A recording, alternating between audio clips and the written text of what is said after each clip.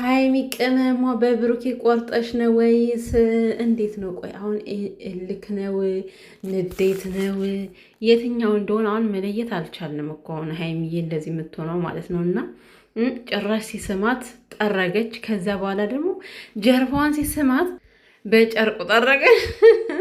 ባትደርስበትም በጨርቁ ጠረገችው ማለት ነው። ኧረ ተይ ቅመም ተይ፣ ግን ተይ ተይ፣ ሸበላሽን አታናጁና እንግዲህ ብሩኬ ሀሰንና ሀይሚ ሊፈትኑኝ ነው ወይ እንደዚህ የሚያደርጉት? እኔ ግራ ገብቶኛል። እማደርገው ግራ ተጋብቻለሁ እያለ ነበረ። ሰላም ሰላም፣ እንዴት ናችሁ ውድ ቤተሰብ? ደህና ናችሁልኝ? ሰላማችሁ ይብዛ። እንግዲህ እውነት ለመናገር በፍቅረኛሞች መካከል ገብቶ ከሌ ከሌ ማለቱ በጣም ከባድ ነው እና ማለት ነው። አንዳንዴ ግን የሆነ ተመሳሳይ ነገር ሲሆንባችሁ ስልችት አይልም? እኔ በጣም ስልቹ ሰው ነኝ በነገራችን ላይ እውነት ለመናገር ማለት በጣም እና የሆነ ተደጋጋሚ አይነት ወሬ ማውራት በጣም የሚደክምና የሚያሰለች ነገር ነው። እኔ እንደዚህ ተጣላን የሚሉ ጥንዶች እንዴት ነው ማለት ሁሉን ነገር ተቋቁሞ የሚያልፉት? እየተጣሉ በየጊዜው እየተገናኙ አንድ አይነት ወሬ በየጊዜው እየተገናኙ አንድ አይነት ወሬ ያወራሉ። እና እንግዲህ ሀይሚም ብሩኬም ይኸው አሁን ሀይሚ ካኮረፈች ጀምሮ አንድ አይነት ወሬ ነው፣ የተለየ ነገር የለም። ሀይሚም በቃ ሄዳለሁ ነው የምትለው፣ ብሩኬም ደግሞ አትሄጂም ነው የሚለው። አትሄጂም አንቺ ማይ ላቭ የኔ ስዊት ነሽ እያለ ነው።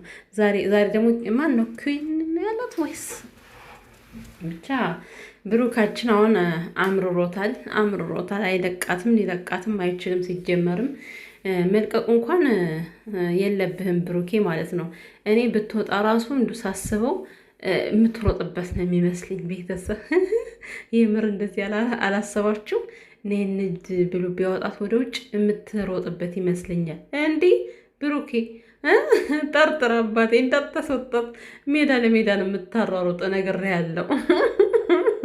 አስቡት አሁን ወጥታ ብትሮጥ ማለት ነው። ብሩኬ ያዝኩሽ፣ ሀይሚ ያዘኛል እንዲህ ሀይሚዬ ማለት ነው። አታረጊውም መቼም።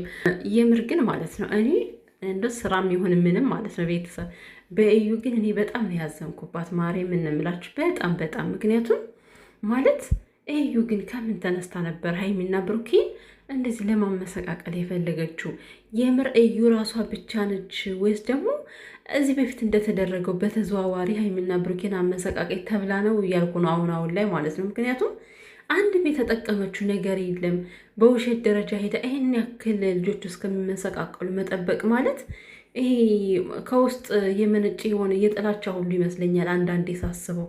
ስለ እውነት ነው የምላችሁ፣ ስለ እውነት እንደዚያ ይመስለኛል። ምክንያቱም ከዚህ ጋር አባት እያላት ልጇን አባቱ አይደለም ብላ ክዳ ከብሩኬ ጋር መሆኑ ታዲያ ይሄ ሰላም ነው ብላችሁ ታስባላችሁ? ብቻ ዛሬ ራሱ እሷ እያወራች ነበር፣ አስታርቂያቸው እያሉኝ ነው። ነገር ግን እኔ ፈርቼ ነው በመካከላቸው እንዳልገባ እያለች ነው። እንዳትደውይ፣ እኔ እዩ እንዳትደውይ፣ በቃ አርፈሽ ተቀመጭ። ከደወልሽ ጭራሻው ነው ያሉበት ደረጃ ከፊልና ይናደዳሉ፣ ይበሳጫሉ። ሀይሚን ብትሆን አሁንም ትደውልላለች በማለት ልትናደድ ትችላለች። እንግዲህ ሀይሚ የምትለው ምንድን ነው? ሀይሚ ግን በመጀመሪያ ደረጃ ማለት ነው አንድ ነገር የሆነ አምና መቀበል አትፈልግም። እሱ ምንድን ነው? በፍቅረኛሞች መካከል መጣላት እንዳለ፣ ፍቅረኛሞች ሆነው ወይ ሴቷ ወይ ወንዱ እንደሚያጠፋ ሁሌም ሁላችን በጥፋት ጎዳና እናልፋለን አይደለ?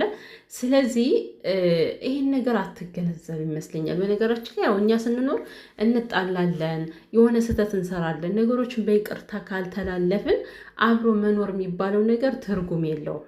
እና ምንድን ነው ለወደፊትስ ብታጠፋብኝ፣ ለወደፊትስ እንደዚህ አይነት ውሳኔ ብታመጣ እያለች ነው።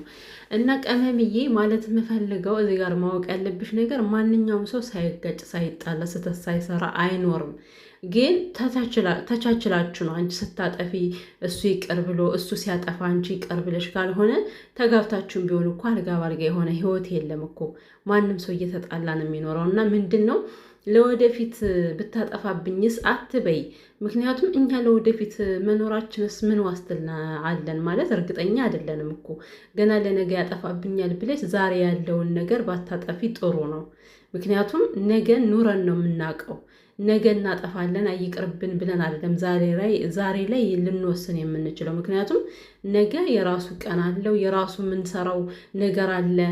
የዛሬ ውሏችንና የነገ ውሏችን አይገናኝም፣ አይመሳሰልም። ስለዚህ ገና ለነገው ፍራቻ አይኖርሽ። ከዚህ በፊት ያሳለፋችሁ ነገር አናዶሽ ከሆነ አዎ እሱ በጣም ያናድዳል። በዚህ በጣም ምንድን ነው በጣም ያናደዳት ነገር ደግሞ አሁን ብሩኬ እንደዛ ከመናገሩ አልፎ ቀኑን ሙሉ እየጠበቅኩት ውሳኔውንም ልቀይር አልቻለም እና ያ ምንድን ነው እንደተናቀች እንደተደፈረች አይነት ስሜት ስለተሰማት ይመስለኛል እንደዚህ እየሆነችበት ያለችው ማለት ነው። እና እኔ እንጃ እውነት ለመናገር ይሄ እኮ ብሩኬ አያናድም ማለት አይደለም። እንደተናደደችበትም ገብቶታል። ያናዳል እኮ ብሩኬ ያደረከው ነገር እና ብሩኬ የዋህ ሰው ነው አውቃለሁ። መልካም ነው፣ ነገሮችን የሚያደርገው ለመልካም ነው። ነገር ግን ብዙ ጊዜ መልካም ሲያደርግ እሱ እንደ ስተት ይቆጠርና በቃ ስህተቶቹ ከላይ ከላይ ነው የሚደራረቡበት። እና እንግዲህ ሀይሚና ብሩኬ ነገ መታረቃችሁ አይቀርም፣ ትታረቃላችሁ። ግን ብሩኬ የአብርሃምን መንገድ እንዳትከተል። ለምን አብርሃም እንዴት ነው ነገሮችን በራሱ ነው የሚያደርገው። የሰው ልጅ ደግሞ አብሮ መኖር ከጀመረ በራስ የሚባል ነገር የለም። ምንም አይነት ነገር ይሁን፣ በተለይ ደግሞ ፍቅረኛችሁን የሚመለከት አይነት ነገር ከሆነ አንዳችም ነገር ከእሷ ውጭ ልታደርጉ ምንም አይገባችሁም። ለምን ከእሷ ውጭ ያደረጋችሁት ነገር እንዴት ሳይነግረኝ የሚል ጥያቄ ይመጣባችኋል። እኔ ምኑ ነኝ የሚል ጥያቄ ይመጣባችኋል። እና ምንም ነገር ስታደርጉ ለፍቅረኛችሁ አማክራችሁ። አሁን ብሩኬ ይሄን ሁሉ ስታደርግ ለማንም ያለመናገር ትችል ነበረ። ለማንም አልተናገርክም ሲጀመር። ሀይሚ ግን ማንም የምትባል አይደለችም። ለምሳሌ ሀይሚ ልክ እንደ ተመልካች ልትታይ አትችልም። ሀይሚ ማለት ያንተ አንዷ አካል እስከሆነች ድረስ ከልብህ ያሰብከውን ለእሷ ግዴታ መናገር አለ። ለወደፊትም ሀይሚ የምትፈራው ይሄን ነው። በቃ ግልፀኝነት ያስፈልጋል። በመጥፎ አይደለም እኮ ሀይሚን የደበቃት እሱ ክፋት አስቦ አይደለም። ግን ይሄ ስተት ይመጣል ብሎስ እንዴት ያስባል? እሱ በሰዓቱ የመጣለትን ሀሳብ ነው ያሰበው። ግን ደግሞ በቃ እንደዚህ ሳትነጋገሩ የምታደርጉት ነገር እኔ ፍቅረኛሞች አደጋ ላይ ነው የሚጥላችሁ ከምር።